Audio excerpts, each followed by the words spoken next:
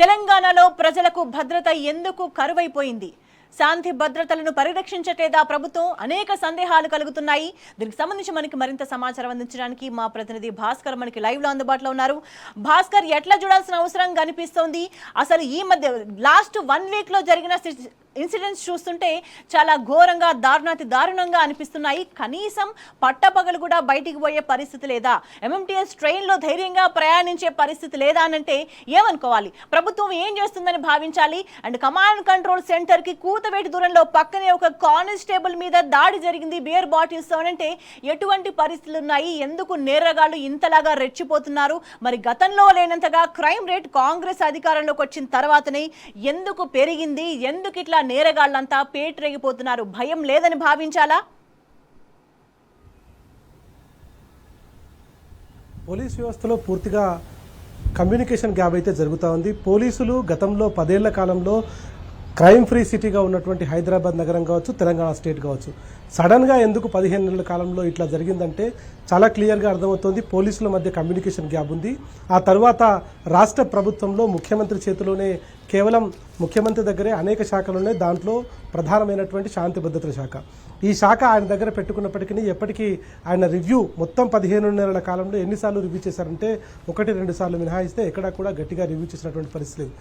ఎప్పుడూ లేనట్టుగా మొన్న రాత్రి జరిగినటువంటి ఇన్సిడెంట్, మనం మేడ్చల్లో ఉండేటువంటి ఒక యువతి, 23 సంవత్సరాల ఆంధ్రప్రదేశ్ సంబంధించినటువంటి యువతి, ఇక్కడే ఉంటూ హైటెక్ సిటీలో ఉద్యోగం చేస్తూ ఉంది. ఆమె చిన్న పని కోసం సికింద్రాబాద్ వచ్చి తిరుగు ప్రయాణంలో మేడ్చల్ వెళ్తుంటే అల్వాల్ దగ్గర ఓ వ్యక్తి ఆమెను ఎదురుపడి ఆమెతో అసభ్యంగా ప్రవర్తించేటువంటి పనిచేశాడు. దట్టు అది ఆ లేడీస్కు సంబంధించినటువంటి కంపార్ట్మెంట్లో. ఈ ఇష్యూలో రైల్వే పోలీసులను పక్కన పెడితే లా అండ్ ఆర్డర్ పోలీసులు ఏం చేస్తూ ఉన్నారు? రైల్వే పోలీసులు ఎందుకు దాంట్లో మహిళలు ఉండేటువంటి బోగిలో యువకుడు వస్తే ఎందుకు కట్టడి చేయడం అనేటువంటిది ఒకటి. దట్టు ఇక్కడ ఉండేటువంటి రైల్వే పోలీసులు కూడా తెలంగాణ పోలీసుల ఆధ్వర్యంలోనే ఇక్కడ ఉన్నటువంటి రైల్వే ఎస్పీ కూడా తెలంగాణ పోలీసు నుంచే ఉన్నారు. ఎందుకు దీన్ని పట్టించుకోవడం లేదు? తర్వాత ఆ యువతి ప్రాణభయంతో కిందికి దూకి ఆమె వాడు ఏం చేస్తాడనేటువంటి ఉద్దేశంతో ట్రైన్ నుంచి బయటకు దూకి ప్రాణాపాయ స్థితిలో బయటకు పడింది. ఆమెను అక్కడి నుంచి గాంధీకి తరలించి వాళ్ళ మెరుగైన చికిత్స కోసం మరొక ప్రైవేట్ ఆసుపత్రి తరలించారు. ఇక నిన్న జరిగినటువంటి సైదాబాద్లో జరిగినటువంటి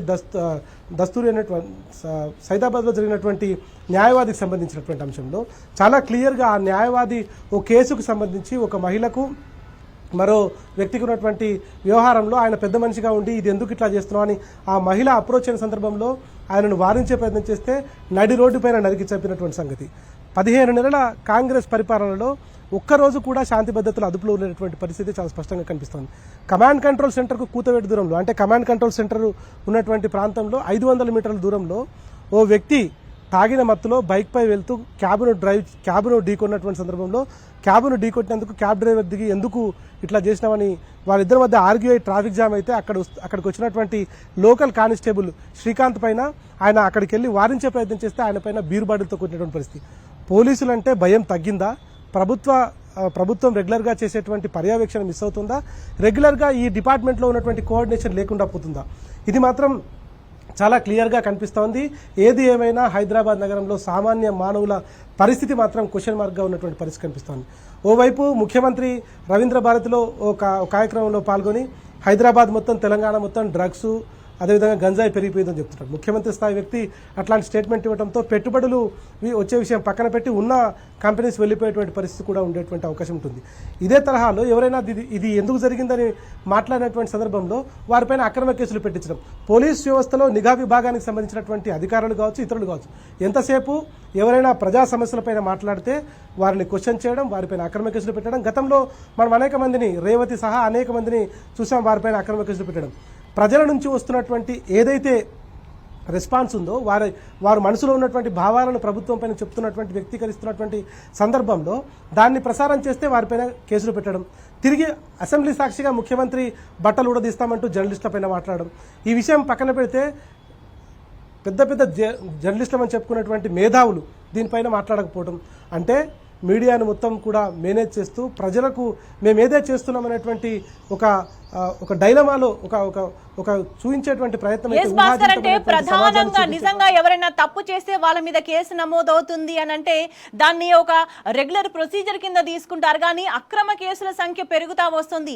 తప్పు చేయకపోయినా ఇది తప్పు అని అడిగినందుకు, న్యాయం కావాలి అడిగినందుకు వాళ్ళ మీద కేసులు నమోదవుతుండడం అనేది ఒక కన్ఫ్యూజన్ కి దారి తీసిందని భావించాల్సిన అవసరం కనిపిస్తుంది. ఆ పోలీసులు నిజంగా శాంతి భద్రతలను కాపాడుతున్నారా, న్యాయాన్ని కాపాడుతున్నారా? ఎక్కడైనా అన్యాయం జరిగితే కంప్లైంట్ చేస్తే బాధితులకు న్యాయం జరుగుతుందా అనే ఒక ప్రశ్న ప్రజల్లో తలెత్తింది. ఇదంతా కూడా ప్రభుత్వ వైఫల్యం కాదా? ప్రధానంగా ముఖ్యమంత్రి రేవంత్ రెడ్డి కాంగ్రెస్ ప్రభుత్వం అధికారంలోకి వచ్చిన తర్వాత ఒక ప్రైవేట్ టీవీ ఛానల్లో ఇంటర్వ్యూ ఇస్తూ ఆయన ఒక మాట చెప్పడం జరిగింది. నేను వచ్చి కుర్చీలో కూర్చున్నా, కుర్చీ సరిగా ఉందా లేదా, పొట్టుకున్నా పొడుగున్నా, నాకు సైడ్కి ఎట్లా ఉంది, నేను సరిగా సెట్ అవుతుందా కాదా అని చూసుకునే లోపు బావ హరీష్ రావు ఒకవైపు, బామ్మర్ది కేటీఆర్ ఒకవైపు నా కుర్చీ గుంజే ప్రయత్నం చేస్తున్నారని ముఖ్యమంత్రి స్థాయి వ్యక్తి అటువంటి వ్యాఖ్యలు చేశాడు. ఆ తర్వాత నిజంగానే కొత్తగా ఏర్పడినటువంటి ప్రభుత్వం ఇప్పుడే ఏం మాట్లాడకూడదనేటువంటి అనేక సందర్భాల్లో చూసుకుంటూ వచ్చాం. కానీ జరుగుతున్నటువంటి వ్యవస్థ, పోలీస్ వ్యవస్థకైతే దీంట్లో రాజకీయాలతో సంబంధం లేదు. ప్రజలు ప్రశాంతంగా జీవితం కొనసాగించాలంటే రక్షణ వ్యవస్థ చాలా చక్కగా ఉండాలి, దీంట్లో ఎట్లాంటి ఇబ్బంది ఉండకూడదు. కానీ పోలీసులు ఎందుకు రాజకీయాల వైపు వెళ్తున్నారు? పోలీసులు ఎందుకు ఈ నిఘా వైఫల్యంలో పూర్తిగా నిఘా వైఫల్యం చెందుతున్నటువంటి పరిస్థితి వస్తుందనేటువంటి ఆలోచనలు వస్తున్నాయి. దాదాపు 15 నెలలు పూర్తయింది కాంగ్రెస్ ప్రభుత్వం వచ్చి. 15 నెలల కాలంలో ఓల్డ్ సిటీ నుంచి మొదలుకుంటే మాదాపూర్ న్యూ సిటీ వరకు, తెలంగాణలో ఆదిలాబాద్ నుంచి మొదలుకుంటే ఆలంపూర్ వరకు ఎందుకు ఈ క్రైమ్ రేట్ పెరుగుతుందనేటువంటిది ముఖ్యమంత్రి స్థాయిలో సమీక్ష లేకపోవడమా, నిఘా వ్యవస్థలో పనిచేస్తున్నటువంటి అధికారులు దీన్ని ఎక్స్ప్లెయిన్ చేయలేకపోవడమా, లేదంటే రాష్ట్ర అత్యున్నత పోలీస్ వ్యవస్థలో ఉన్నటువంటి ఉన్నతాధికారులు దీన్ని పట్టించుకోకపోవడమా, లేదంటే కమ్యూనికేషన్ గ్యాబా? ప్రధానంగా భాస్కర్, ఎందుకు పోలీసులు శాంతి భద్రతలు పరిరక్షించడంలో వైఫల్యం చెందుతున్నారు అంటే కారణాలు ఏవైనా కూడా మరి ప్రభుత్వం ఏ విధంగా పరిపాలన కొనసాగిస్తుంది, హోంమంత్రిగా ఉన్న ముఖ్యమంత్రి ఏ విధంగా డిపార్ట్మెంట్కి సంబంధించి ఎటువంటి గైడ్ లైన్స్ ఇస్తున్నారు, ఎట్లా పట్టించుకున్నారు? ఇంత పెద్ద ఎత్తున ప్రమాదాలు జరుగుతుంటాయి, ఇంత పెద్ద ఎత్తున శాంతి భద్రతలకు విఘాతం కలుగుతుంటే, ప్రజల మీద దాడులు జరుగుతుంటాయి, క్రైమ్ రేట్ విపరీతంగా పెరిగిపోతుంటే, మరి దానికి సంబంధించి ఒక సమీక్ష కానీ ఒక హెచ్చరిక కానీ ఎందుకు లేదు? ఎందుకంటే కమాండ్ కంట్రోల్ సెంటర్ అనేది ప్రధానంగా గతంలో శాంతి భద్రతల కోసం పోలీసు వ్యవస్థ పనితీరు అదంతా కూడా ఆర్గనైజ్ చేయడానికి వినియోగించిన సందర్భంలో రేవంత్ రెడ్డి అధికారంలోకి వచ్చిన తర్వాత రాజకీయ చర్చలకు, రాజకీయ సమావేశాలకు వేదికగా వాడుకుంటున్నారు తప్ప శాంతి భద్రతలకు సంబంధించి ఒక సమీక్ష జరిగిన పరిస్థితి లేదు అనేదే ప్రధానంగా ఒక వాదన వినిపిస్తుంది. ఈ వాదనే ఇటువంటి పరిస్థితికి కారణమని భావించాలా? క్రైమ్ రేట్ విపరీతంగా పెరిగిపోవడానికి, పోలీసులు శాంతి భద్రతను పరిరక్షించలేకపోవడానికి 100% పోలీస్ శాఖలో ఎప్పటికప్పుడు పర్యవేక్షణ లేకపోవడం, ఉన్నటువంటి అధికారులు జూనియర్ అధికారులు పెద్ద స్థాయిలో ఉండటం, సీనియర్ అధికారులు కింది స్థాయిలో ఉండటం, వాళ్ళ మధ్య కమ్యూనికేషన్ గ్యాప్, గ్రూపులుగా విడిపోయినటువంటి అధికారులు, రాష్ట్ర ప్రభుత్వ పర్యవేక్షణ నిర్లక్ష్యం, వీటన్నింటినీ వెరసి గత ముఖ్యమంత్రి 10 ఏళ్ల పాటు రాష్ట్రాన్ని పరిపాలించినటువంటి కేసీఆర్ హయాంలో జరిగినటువంటి ఇన్సిడెంట్స్ మనం చూసుకుంటే 1-2 ఇన్సిడెంట్స్ వదిలిపెడితే క్రైమ్ జరగడానికి, క్రైమ్ ఇక్కడ చేయాలంటేనే భయపడినటువంటి పరిస్థితి. అట్లాంటిది ఇవాళ ఎందుకు ఇంత పెచ్చువీరినటువంటి క్రైమ్ జరుగుతుంది? అదే డబ్బులు ఉన్నటువంటి వారి విషయంలో ప్రభుత్వం ఒక రకంగా వ్యవహరిస్తుంది, డబ్బులు లేనటువంటి వారి విషయంలో ఒక రకంగా వ్యవహరిస్తుంది. డీకే అరుణ బంజారాహిల్స్లో ఆమె నివాసం ఉంటారు, ఆమె పార్లమెంట్ మెంబర్గా ఉన్నారు మహబూబ్ నగర్ సంబంధించి. ఆమె ఇంట్లో దొంగతనం జరిగితే ముఖ్యమంత్రి దీనిపైన హుటాహుటిన Hyderabad police commissioner CV Anand ఆదేశిస్తారు. సివి ఆనంద్ వెళ్ళి స్పాట్కు వెళ్ళి అక్కడ చెక్ చేస్తారు. తర్వాత 24 గంటల్లోనే దొంగల్ని పట్టుకుంటారు. కానీ కామన్ మ్యాన్కు సంబంధించినటువంటి పరిస్థితుల్లో పోలీసుల సమీక్ష ఎందుకు మిస్ అవుతుంది? కామన్ మ్యాన్ నిజంగా ఈ సొసైటీలో ఉండడానికి అన్నారు కూడా. తెలంగాణ ప్రభుత్వం కామన్ మ్యాన్ విషయంలో ఎందుకు ఇట్లా వ్యవహరిస్తుంది? అదే ప్రభుత్వం చేస్తున్నటువంటి తప్పులను ఎత్తు చూపుతున్నటువంటి మీడియా పైన కేసులు పెట్టడం, దీన్ని ప్రశ్నిస్తున్నటువంటి సందర్భంలో నిజంగా కూడా ఇది ప్రశ్నించడం తప్పే అనుకుంటే అసలు మీడియా ఉండకూడదు అనేటువంటి ఆలోచన ఏమైనా ఉంటే అట్లాంటి వ్యవహారమైనా ఉండాలి. నిజంగా కూడా జరుగుతున్నటువంటి ఇన్సిడెంట్, నిన్న ఆంధ్రప్రదేశ్ రాష్ట్రం నుంచి వచ్చినటువంటి ఒక మహిళ, ఆమె అల్వాల్ నుంచి సికింద్రాబాద్ నుంచి మేడ్చల్ ఎంఎంటీఎస్లో వెళ్తుంటే ఒక పోరంబోకు అక్కడికి వచ్చి ఆ అమ్మాయి పట్ల అసభ్యంగా ప్రవర్తిస్తే ఆమె ట్రైన్లోంచి దూకేసింది. ఒకవేళ ప్రమాదవశాత్తు ఆమె చనిపోయి ఉంటే రాష్ట్ర ప్రభుత్వం బాధ్యత తీసుకుంటుందా? ఇట్లాంటి చిన్న చిన్న ఇన్సిడెంట్సే కాకుండా అనేక రకాలైన ఇన్సిడెంట్స్. మొట్టమొదటిసారిగా కాంగ్రెస్ ప్రభుత్వం వచ్చిన తర్వాత అప్పట్లో గతంలో వేరే ఇప్పుడు ఉన్నటువంటి సిపి కాకుండా హైదరాబాద్ పోలీస్ కమిషనర్ వేరే ఐపీఎస్ అధికారులు ఉన్నారు. ఆ సమయంలో గాల్లో కాల్పులు జరిగినటువంటి సందర్భం ఓల్డ్ సిటీలో రౌడీ షీటర్లు కొట్టుకొని చచ్చిపోయినటువంటి సందర్భం. నిజంగా కూడా ఎటు వెళ్తుందో అర్థం కానటువంటి పరిస్థితిలో ఉంది. ఒక్క ఇన్సిడెంట్ కాదు, కమాండ్ కంట్రోల్ సెంటర్ కూతవేడుతంలో పోలీస్ అధికారిపై బీర్ బాటిల్తో దాడి చేయడం ఏంటి? నిజంగా కూడా ఎవరైనా ప్రశ్నిస్తే వారిపై కేసులు పెట్టడమే కాకుండా ప్రజల వైపు కూడా ఆలోచించాలి. అందుకే KTR, BRS working president KTR చాలా క్లియర్గా చెప్తున్నారు, పోలీసులు రాజకీయాలకు అతీతంగా ఉండండి, ప్రజల కోసం పనిచేయండి, ప్రజల నుంచి మీకు వచ్చేటువంటిది ఎప్పటికీ ఉండిపోతుందని. కానీ ప్రభుత్వానికి లోబడి తప్పుడు కేసులు పెడితే వచ్చేది మా ప్రభుత్వమే ఖచ్చితంగా. అంటే ఇది రాజకీయాలకు సంబంధించినటువంటి వ్యవహారమైనా కూడా ఇవాళ ప్రజాస్వామ్య వ్యవస్థలో పోలీస్ వ్యవస్థ నిజంగా కూడా ఇట్లాంటి వ్యవహారాలకు, కొత్త వ్యవహారాలకు తెరతీసినటువంటి నేపథ్యంలో కేటీఆర్ చెప్పినటువంటి మాటలు ఖచ్చితంగా గుర్తు చేసుకోవాల్సినటువంటి అవసరం ఉంది. ఎక్కడున్నా ఎవరిని వదిలిపెట్టం, ప్రజల కోసం పనిచేస్తే మేముంటాం, ప్రజలకు వ్యతిరేకంగా తప్పుడు కేసులు పెడుతూ ఉంటే ఖచ్చితంగా వారిని చట్టం పరిధిలో ముందుకు తీసుకెళ్తాం, వారిపైన ఖచ్చితంగా వాళ్ళు దీన్ని ఎదుర్కోక తప్పదని చెప్తున్నారు.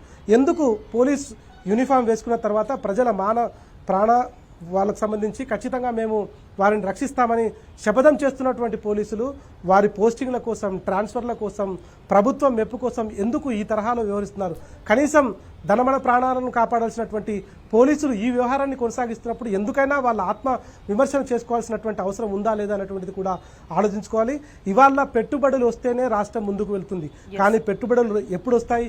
క్రైమ్ ఫ్రీ సిటీగా ఉండి ప్రజలందరూ కూడా శాంతి భద్రతల్లో చాలా ప్రశాంతంగా ఉండి ప్రజలు ఉన్నటువంటి పరిణామాలన్నింటినీ కూడా గుర్తించినప్పుడే ఇక్కడికి పెట్టుబడులు వస్తాయి. ఆ పెట్టుబడులు రాకపోవడానికి ప్రధాన కారణం శాంతి భద్రతలు కంట్రోల్ తప్పడమే. ఇవాళ శాంతి భద్రతలు దేశంలో ఎక్కడా లేనటువంటి పీస్ఫుల్ గత 10 ఏళ్లలో పోలీస్ వ్యవస్థ ద్వారా ఉండి అనేక పెట్టుబడులను అప్పటి ముఖ్యమంత్రి కేసీఆర్ ఆధ్వర్యంలో, ఐటీ శాఖ మంత్రి కేటీఆర్ ఆధ్వర్యంలో వచ్చాయి. కానీ ఇప్పుడు శాంతి భద్రతలు విఫలమవుతున్నటువంటి పరిస్థితుల నేపథ్యంలో ఉన్నటువంటి కంపెనీలు, బయట ఉన్నటువంటి కంపెనీలు లోపలికి రావడం కాదు, ఉన్నటువంటి కంపెనీలు వెళ్ళిపోతున్నటువంటి పరిస్థితి.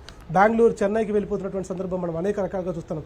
దీన్ని దృష్టిలో పెట్టుకొని ప్రభుత్వం ఇప్పటికైనా, ముఖ్యమంత్రి దీనిపైన సమీక్ష సమావేశాలు నిర్వహించి ఉన్నతాధికారులు కూడా దీనిపైన ఆలోచన చేయాల్సినటువంటి అవసరం కనిపిస్తుంది.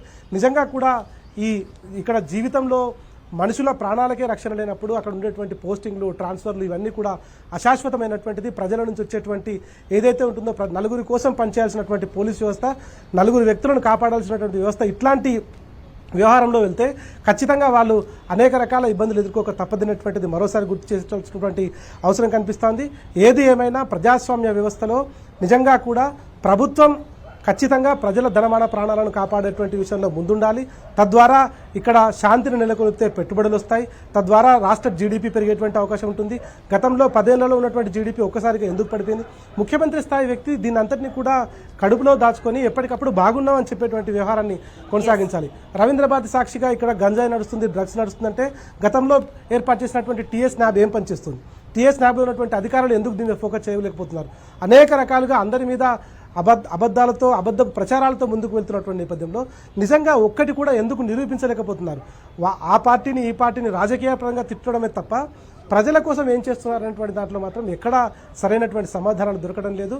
ప్రజాస్వామ్య వ్యవస్థ నిలబడాలి అంటే ప్రజలు ఎన్నుకున్నటువంటి పాలకులు మంచి పరిపాలన అందిస్తున్నారని గుర్తించాలంటే ప్రధానంగా ఉండాల్సినటువంటిది శాంతి భద్రతలు కంట్రోల్లో ఉండటం. శాంతి భద్రతల ద్వారా ప్రజలందరూ కూడా ఆహ్లాదకరమైనటువంటి మంచి స్వేచ్ఛాయుత వాతావరణంలో జీవించడం. నిజంగా ఫ్రెండ్లీ పోలీసింగ్ కోసం అప్పటి ముఖ్యమంత్రి కమాండ్ కంట్రోల్ సెంటర్ని ఏర్పాటు చేయడం, కొత్త వాహనాలను కొనుగోలు చేయడం, అనేక రకాలుగా తమకు ప్రాబ్లం ఉందని, తమకు సమస్య ఉందని పోలీస్ స్టేషన్కి వస్తే వాళ్ళతో ఫ్రెండ్లీగా ఉండండి, కానీ రౌడీ షీటర్లతో కాదు అంటూ అనేక సందర్భాల్లో చెప్పుకొచ్చారు.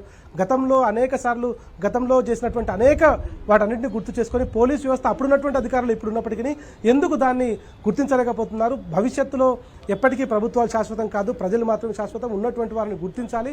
తప్పు చేస్తే కేసు పెట్టండి, శిక్ష చేయండి, కానీ తప్పు చేయకుండా కేసు పెట్టడం, ఎంతసేపు లా అండ్ ఆర్డర్ను కాపాడాల్సినటువంటి పోలీసులు అక్రమ కేసులు పెట్టడమే తప్ప మిగతా వాటికి పట్టించుకోవడం లేదు. దీని మీద పూర్తిగా పర్యవేక్షణ అయితే మిస్ అవుతుందనేటువంటిది మాత్రం తెలంగాణ ప్రజానీకం చెప్తున్నటువంటి పరిస్థితి కనిపిస్తూ ఉంది. స్వేచ్ఛ.